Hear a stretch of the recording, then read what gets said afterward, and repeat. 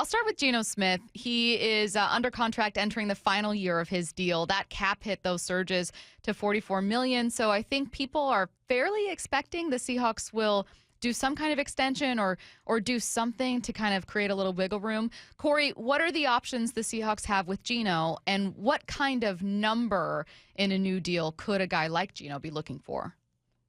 Well, you got three options. Well, actually, one, you could keep him at $44.5 million. It was a cap hit, but you really don't want to have him play out the contract because you're not in a great cap situation.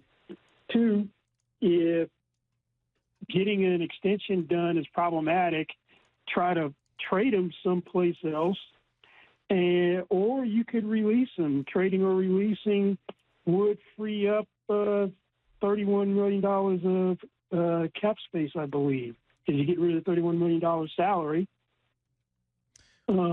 And the problem is you got to get this thing done if you're going to do an extension by the fifth day of the league year, March 16th, because that's when his $16 million roster bonus is due. So you really don't want to pay that roster bonus and then have to do a deal. Hey, Joel, I forget who we were talking to maybe months back, and things changed, right? And we're trying to figure out, all right, what is Geno worth? And the analyst we spoke to said he could probably get a deal similar to what Baker Mayfield got. That was maybe a few weeks ago. Do you think that's accurate today? And if not, what do you think that he'd be worth? No, here's the first problem with that. The first thing that comes out of Geno's mouth if the Seahawks are talking about Baker Mayfield money, because he's actually underpaid. That's $100 million over 3 years, $33.3 million per year, $50 million guaranteed, $40 fully guaranteed at signing. What would be 6 years ago, you paid a quarterback $35 million per year, and the cap was $188.2 million. So when the cap's going to be maybe almost 50% more, I'm offended if I'm the agent if you're talking less than what you paid Russell Wilson 6 years ago. One of the things the agent's going to bring up is under NFLPA data, the average salary for a starting quarterback on a veteran contract is almost $41 million per year. And then the agent is going to bring up, and I know it's probably a bad comp from performance standpoint, but damaged goods Kirk Cousins, who was 36 years old, signed for $45 million per year, $100 million in guarantees, $90 million fully guaranteed at signing. This isn't going to be an easy deal to do. Last time Geno had gratitude that the Seahawks saved his career, so he was willing to take a discount. That was right around the same time Daniel Jones signed for $40 million per year. The deal was maxed out at $48 million with what should have been realistically achievable incentives. Geno wanted a new contract before the season started. He's not playing that gratitude discount thing again, I don't think. I've seen a couple people say, well, would you pay Geno 50? And Corry, that feels way higher than what he's actually going to get. So even though you're saying, look, this like 41 to 44 feels like maybe it could land, do you think 50 is just kind of way too high for people to even worry about with Geno?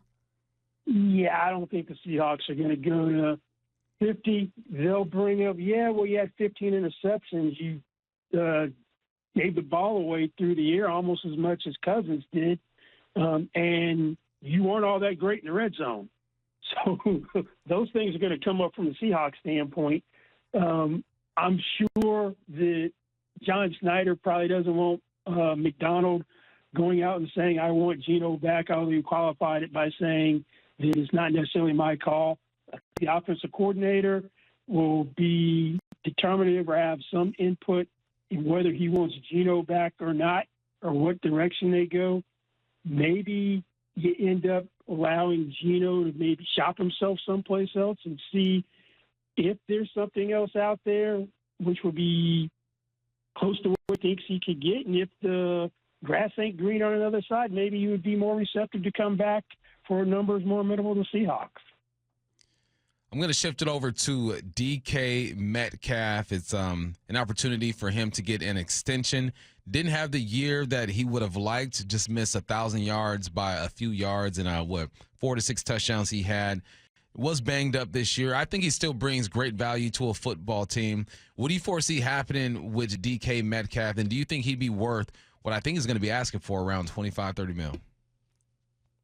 That's a hard deal to do from the standpoint that is he now 1B or the 2? He started out like gangbusters, had 300-yard receiving games in the first 4 games before the knee issue, but seemed like he wasn't the first option at the end of the season. He's got the 3rd highest cap number for a wide receiver at $31.875 million. The deal he's on is $24 million per year, signed in 2022. That made him the 7th highest paid receiver at the time. Now, the receiver market has changed. He's going to think he's the same, even though he's that guy. He's 27, so he's still relatively young. He's going to want to reap the benefit of the changing market conditions. The most recent data point is Brandon Ayuk at $30 million per year, 76 million guaranteed, 45 fully guaranteed at signing. The top of the number 2 market, if you call Tyreek Hill a 1, Jaden Waddle is a 2, that's $28.25 million per year. Not an easy deal to do. I know there was the speculation that he could have been traded at the deadline last year. Maybe if you're having a hard time figuring out value, you got to consider that as well. Hey, Joel, I know this isn't a Seahawks question, but we get this question a lot from Seahawks fans who want to explore options at quarterback. A lot of them ask about Sam Darnold. I don't think Sam Darnold is leaving Minnesota in either way. But what kind of contract, I'm sure you get this question a ton, what kind of contract could Sam be looking at? And then also, do you think it's likely the Vikings maybe franchise tag him?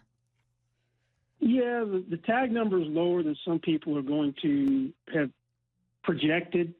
Depends on where the cap comes in. Will determine where it actually is, but it's going to right now, if the cap's 275, it projects about 39.6 million.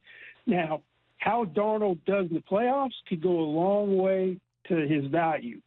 If they get to the NFC Championship game or better, I stick a 5 in front of that first digit. If he looks like he did Sunday night, yeah, maybe it's 4 or under, because then you're going, well, that's the journeyman Sam. Yeah. We've been waiting for him to come back to earth. He's had a tremendous year. If I'm Minnesota, I got to think about franchising him and if he plays reasonably well in the playoffs. And it's a very weak quarterback draft compared to last year. I don't think Shedeur Sanders or Cam Ward would have gone ahead of J.J. McCarthy last year. You got quarterback needy teams. If you decide you're going to roll with Sam on a long-term commitment, you got to, I would think, explore. Maybe you don't necessarily pull the trigger on seeing what you could get for last year's first-round pick. That's interesting. We're trying to figure out where JJ lies because, Joel, I described him as he's still got that new car smell. No one really, he ain't been driven around the block a few times. He hasn't been in the game during garbage time to get a real analysis of him. Do you see a team that's going to make a play? Could you narrow it down to 2 or 3, or is it just, it's going to be a domino effect and we'll see what happens? Well, let's say the Raiders or someone are enamored for quarterback and they can't get one. Quarterbacks tend to get overdrafted. Maybe there. That may be something to look at. The Giants don't have a quarterback, so you never know. But I would have to, if I'm Minnesota, at least have exploratory talks to see what I could get before I'm making a decision on whether to franchise Darnold and whether to try to make the commitment to him. But I still think the playoffs will go a long way in ultimately determining Sam Darnold's fate. Hey, what do you think the offensive line market is going to be like this offseason? I've looked at a few names. Obviously, I went towards the teams that have good run games and trying to see who we can poach from them. It's hard to find good offensive linemen, but what do you make of the market for offensive linemen this offseason? The Chiefs have an interesting dilemma to me with Trey Smith. Are they going to keep Tooney as the left tackle because they haven't gotten good left tackle play? I thought they had signed Jawan Taylor and they were going to move him over to left tackle. They made him a $20 million right tackle, and he's been a disappointment ever since he's been there. If Tooney is your left tackle, then it makes more sense to try to do something with Trey Smith and keep him around. If not, then you would have a very expensive interior of your offensive line because Tooney's at $16 million per year. Creed Humphrey's the highest paid center at $18 million. I expect Trey Smith to top Landon Dickerson and be the highest paid offensive guard if he hits the open market. That's currently $21 million per year. So that's going to be an interesting one, what the Chiefs decide to do with that offensive line. That Jawan Taylor deal has been a mistake. He is CBS Sports cap expert Joel Corry. Joel, thanks so much for taking the time. We know that this time of the year gets crazy busy for you, so we appreciate your insight a ton. Thanks, Joel. Sure, anytime. Thanks for having me. Thank you.